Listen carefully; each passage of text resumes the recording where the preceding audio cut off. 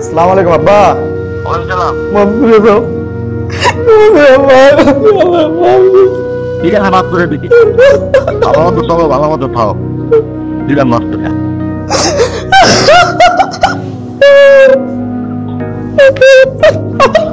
পানি দাও, পানি দাও।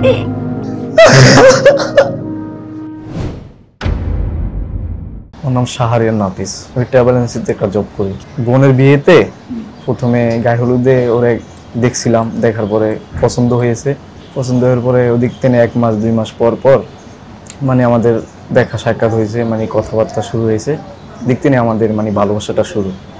তো এই দেখতে দেখতে 1 থেকে 2 বছর, 3 বছর, 5 বছর গেছে। ওর মতো পড়াশোনা করছে, আমার মতো আমি ছিলাম আমার বাড়িতে। ওকে ভালোবাসি, আমার ফ্যামিলিগত সবাই জানে, কিন্তু আমার বাবা জানতো না। বাবাকে ভুলবশত কে জানি জানাইছে, জানানোর পরে বিষয়টা বাবা জানার পরে আমার বাবা বলতেছে যে আমি আগে প্রতিষ্ঠিত হই। ঠিক আছে, প্রতিষ্ঠিত যেমন আমি একটা সরকারি চাকরিতে মানে চাকরিতে ঢোকার পরে আমার একটা লাইফটা সেটেল হইলে তারপরে বাবা মা বলতেছে সব কিছু মাইনা নিবে। এখন আমার কথা হচ্ছে আমি সরকারি নেভিতে কোনো একটা ভুলবশত কারণে আমার চাকরিটা হয় নাই, সরকারি চাকরি পাই নাই। আমি ওই মেয়ের সাথে কথা বলি। আমি কেন কথা বলি, আমার বাবা যেটা বলতেছে আমি ওইটা শুনতেছি না। আমার বাবা কৃষি কাজ করতো, বাবা যেটা বলতো মানে কাজটা করতে, আমি ওটা করতাম না। ঠিক আছে, কারণ করতাম না, আমার ওটা পছন্দ ছিল না। আমি ওটা আমার পছন্দ মানে ভালোই লাগতো না। মাঠে ঘাটের কাজ এগুলো আমার কাছে ভালোই লাগে না। তো এক কথা 2 কথা এরকম তর্ক দিকে পাচ্ছে। পরে আমাকে একটা কারণে বলছে যে তোর বাড়ি ঘরে থাকা লাগবে না, তুই বাড়ি ঘর ছেড়ে চলে যা। পরে আমি বলছি যে আচ্ছা ঠিক আছে, আমি বাড়ি ঘর ছেড়ে চলে যাই। তখন আমার কোনো মানে টাকা পয়সা আমার কাছে কোনো বলতে অর্থ সম্পদ কিছুই ছিল না আমার কাছে। তখন আমি কি করলাম, তারপর আমি ঢাকাতে চলে আসলাম। তো বাবার সাথে এখন পর্যন্ত আমার সাথে কথা হয় না। কথা বন্ধ? জি, বাবার সাথে একবার টোটাল কথা বন্ধ। কতদিন হলো? প্রায় 2-3 বছর হয়েছে। আমার বাবাকে আমি অসম্ভব ভালোবাসি, ঠিক আছে, কিন্তু আমি বাবাকে প্রকাশ করতে পারতাছি না। এটা আমি তো ভুল করে ফেলছি। এখন কোনো রকম বাবা তো এটা মাইনা নেওয়া উচিত আমার মনে হয়। কারণ যতই খারাপ হই, বাবার তো সন্তান আমি, বাবার বড় ছেলে। বাবার যদি কিছু হয় আমি পাশে থাকবো বাবার, সব সময় বাপের সাথে থাকার চেষ্টা করব। কারণ বাপের তো আমাকে মাইনা নিতে হবে সব কিছু। আমি কি চাই বাবার কাছে, বাবা কি চায় আমার কাছে, আমরা দুইজন তো একটু মাইনা নিতে হবে। মাইনা না নিলে তো আর এদিকে কিছু হয় না। আমার টার্গেট হচ্ছে আমার ফ্যামিলি যদি মাইনা নেয়, নিলে আমি ওকে এঙ্গেজ করব। এঙ্গেজ করার পরে আমি বাইরে চলে যাব। 2-3 বছর বিদেশ করার পরে আমি বাংলাদেশে এসে বিয়ে শাদী করে অনুষ্ঠান করে আমি ওকে নিয়ে যাবো আমার বাড়িতে। ফ্যামিলি না মাইনা নিলে তো এখানে তো আর আমার কিছু করার নাই। তাহলে আমার পথ আমি অন্য দিক দিয়ে দেখতে হবে আর কি। আপনার বাবাকে ফোন দেন। আমি বাবাকে ফোন দিতে পারবো না। আমার দিছেন? দিতেছি। হ্যালো, আসসালামু আলাইকুম। আসসালাম। আপনার ছেলে নাফিস আসছে। আপনার নির্দেশ মতো সে চলাফেরা করতো না, কাজে মনোযোগ দিত না বা পড়াশোনার প্রতি মনোযোগ ছিল না, যেই কারণে তাকে আপনি একসময় বলেছিলেন বাসা থেকে বের হয়ে যেতে। পরে সে নিজে থেকে বাসা থেকে বের হয়ে যায়। নাফিসও বের হয়ে এখন ঢাকাতে একটা কোম্পানিতে জব করছে এবং বিগত 2-3 বছর ধরে আপনার বড় সন্তান হওয়ার পরও আপনার সাথে তার কোনো যোগাযোগ নাই। এবং নাফিস আমাদেরকে বলেছে যে তার সমস্যার কারণেই আপনি রাগান্বিত হয়ে তার সাথে এমন ব্যবহার করেছেন এবং সে যা যা করেছে, আপনি তাকে বাসার 2-1টা কাজ করতে বললে সে যেভাবে অনীহা দেখাতো, এসব কারণে আপনি তারপরে বিরক্ত ছিলেন।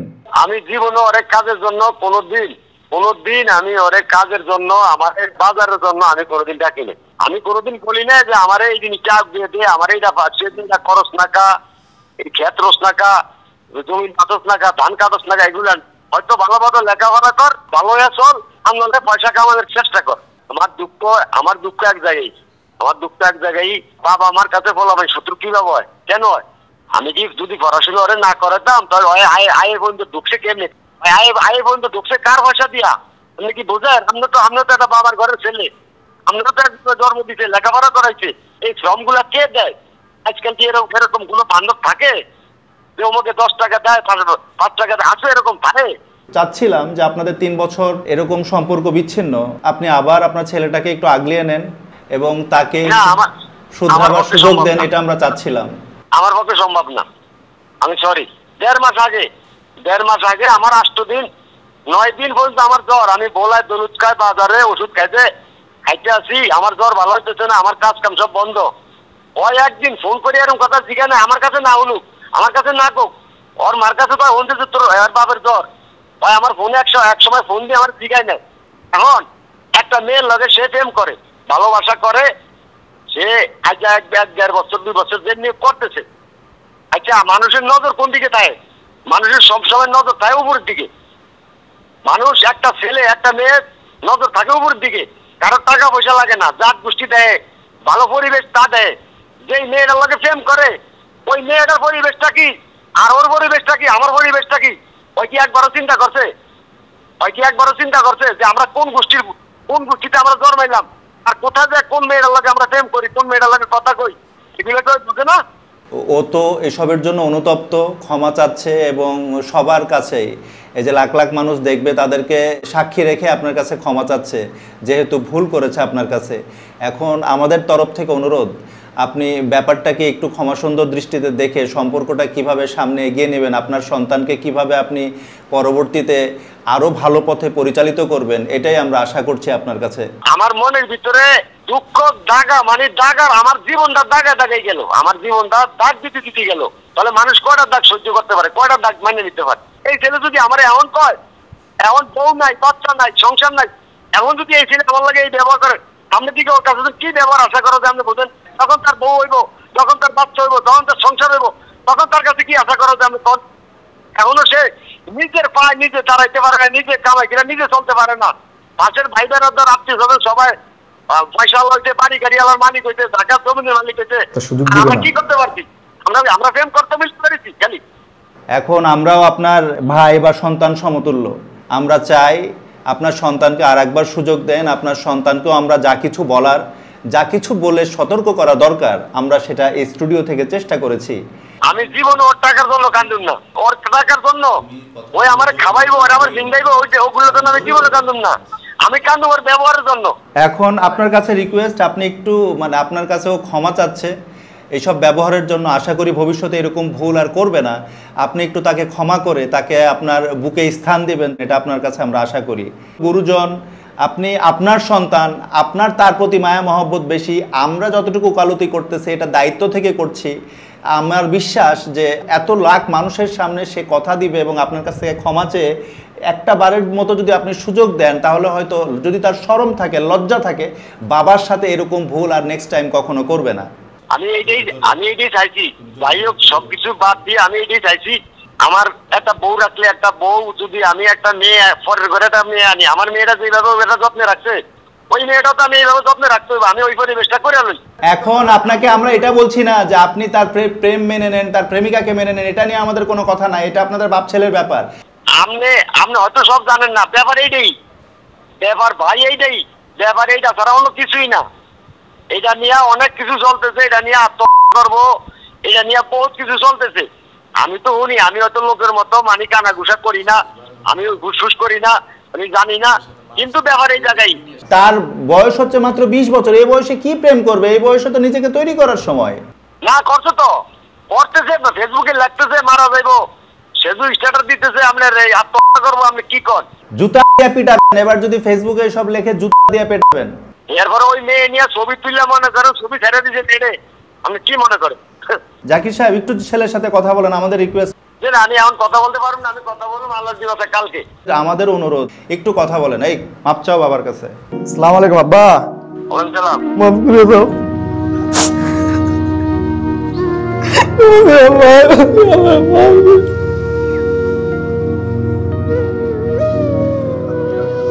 ঠিক আছে, মাফ করে দিবি।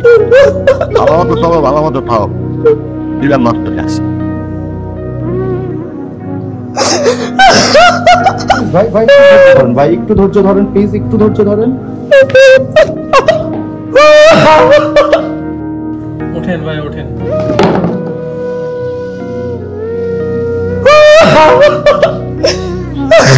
প্লিজ ভাইয়া ধৈর্য ধরো, পানি দাও, পানি দাও। জাকির সাহেব একটু কথা বলেন, ছেলের সাথে একটু কথা বলেন। 3 বছর এভাবে দূরে আছে, ছেলেটা ফেটে ফেটে কাঁদতেছে, একটু দয়া করে কথা বলেন। মোবাইল আমার কাছে দিয়ে জানিস না,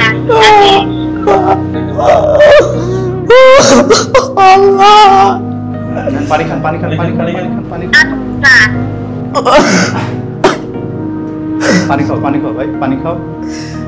পাগলামি করিস না, মাফ করে দিতে ভাইয়ের লগে ভালো ব্যবহার দিয়ে কথা করবি, ভালো যে শুনতে আমার লগে কথা না কে ভাইয়ের লগে কথা কইতে পারো না, ভালো কথা কইতে হবে। সারাদিন কাগজ লিখে করে, এত কষ্ট কাগজ লিখে করে, তোমাকে লিখে করে না। তোর বাপ আজ যে মরে গেলে কালকা সবকিছু তো তোমারই থাকবে, তাহলে এর মাসরম করো, আমি বুঝাই না তোমারে। মা কি রে বাবা?